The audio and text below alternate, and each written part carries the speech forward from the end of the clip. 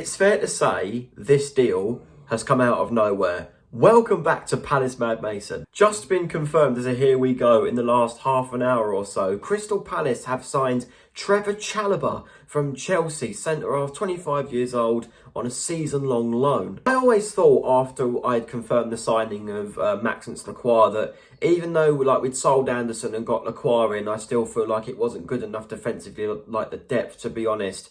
But I think our defensive positions, especially at centre-back, are absolutely fine now we've signed Trevor Chalobah. It's another player that we've been linked with for pretty much the whole summer, and the fact that we've left it till the last 2 hours or so of the window to get this done, we love to rush things, but we've got the business done, and that is the most important thing. Trevor Chalobah has been at Chelsea for a very, very long time. In fact, scoring his first Chelsea goal against Crystal Palace in the first Premier League review I ever did on this channel against Chelsea in 2021 when they beat us 3-0. He scored the third goal. Absolute cracker, believe it or not, from 30 yards out. But yeah, he's very aggressive, pacey, like Lacroix in many ways. And what the hell is our backline going to be now next season? Or this season? We're in this season. Is it going to be Guéhi, Lacroix and Chalobah? Does that push Chris Richards out of this team? Charlie Riyad as well, who's also injured for 6 to 8 weeks after his injury against Norwich in the League Cup. Obviously, that's going to be very damaging. And the fact that we've got got Chalobah in to fill in that position as well is absolutely brilliant. Then when Riyad comes back, we've got great defensive reinforcements before we then have to rely on the likes of Nathaniel Klein, Joel Ward and Rob Holding. One thing I still can't get my head round, though, is that we've missed out on that number 10, that left-footed number 10, that I think was more important than another centre-back. Yes, I would have always complained about we needed another centre-back for depth, and I'm glad we've got it.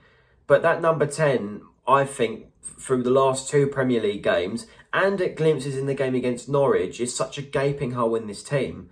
And maybe because we signed Nketiah, Oliver Glasner's changing the system and we don't need another number 10, or he's doing a risky move, which is relying on Daichi Kamada, which for his first season in the Premier League is always going to be very, very risky. But, you know, no risk, no reward. And I think that's what Crystal Palace are trying to do as we close off this transfer window. So, with all that being said, I would give the Trevor Chalobah signing a 7 or an 8 out of 10 because I rate how dangerous we are acting in this window and what we're trying to do defensively. I do think we've missed out on that left wing back. I'm assuming that Crystal Palace aren't going to get one because Robin Gosens, who we've been linked with for quite a while, has signed for Fiorentina on a loan that was only worth £7.5 million. So I think we've missed out there big time. And we was always complaining about Kasunu, the Bundesliga defender who obviously played in the same league as Lacroix, signed for Atalanta in Italy for a £5 million loan, and we thought we'd missed out. But we've got a loan for Trevor Chalobah anyway, so I feel like that is great. And obviously we're playing his boyhood club, Chelsea, on Sunday, which means that he won't miss out on the game, really, because we were never going to play him anyway. It was too short of notice, really. And also, if you've made it this far, I'm not going to put it in the title of the video, but Crystal Palace have also signed Matt Turner from Nottingham Forest goalkeeper. He's either their second or third choice goalkeeper. I have been told very different things today. It was confirmed at about lunchtime today. He is going to be our second choice goalkeeper, the Sam Johnston replacement. Now, in my opinion, Matt Turner, I think, is nowhere near as good as Sam Johnston. I've been told his distribution's not the best.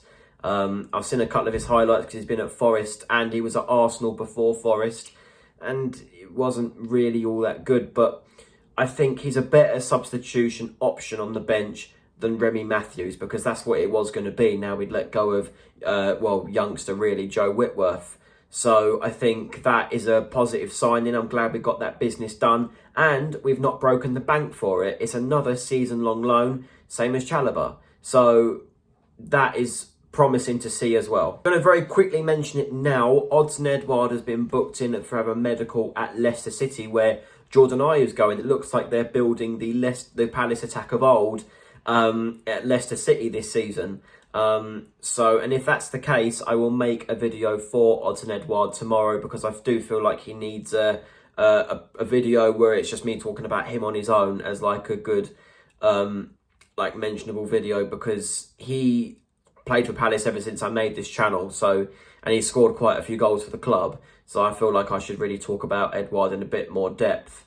But obviously it's just rumours that he's having the medical now, so probably won't be confirmed as a here we go, or that he's signed for Leicester until about midnight tonight. So I'll do that video tomorrow, and then on Sunday will be the vlog for Chelsea against Crystal Palace. Can't wait to make that one for you guys. I'm really looking forward to the game. So it looks like we are ending the transfer window on a very, very positive note, when we've had a few negatives along the way. And you know, as long as we're ending it positively and we're getting the signings that we need, then I'm all for it. All for it. So guys, my next video will be tomorrow if Odsonne Edouard does leave Palace. If not, then it'll be the Chelsea vlog on Sunday.